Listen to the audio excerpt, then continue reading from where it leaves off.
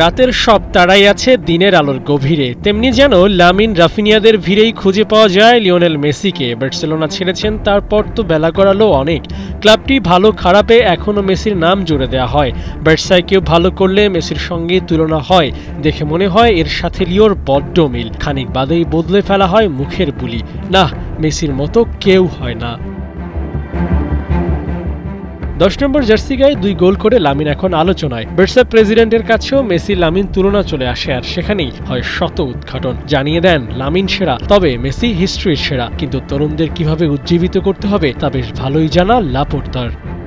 এই প্রজন্মের প্রতিভাবানরা হলেন লামিন ইয়ামাল, পেদ্রি অথবা রাফিনিয়ার মতো খেলোয়াড়। ফুটবল বিশ্বের সবচেয়ে প্রতিভাবান খেলোয়াড় তারা।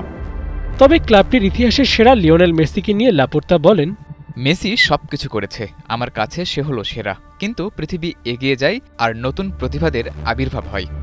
আর সেই নতুনদের ভিড়েও থাকেন মেসি। তার মতো কিংবদন্তিকে মনে করিয়ে দিতে লামিন ইয়ামালদের আগমন হয় কালে কালে।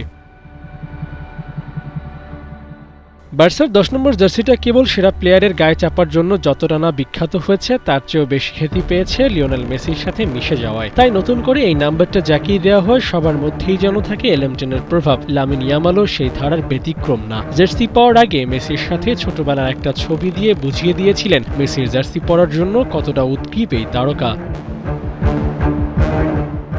জার্সির মান ধরে রাখার জন্য দিলেন আভাস, সিজনের শুরুটা গোল দিয়েই করলেন। দেখা যাক বার্সার নম্বর 10 পরে মেসির কোনো রেকর্ড লামিন শীঘ্রই ভাঙতে পারেন কিনা।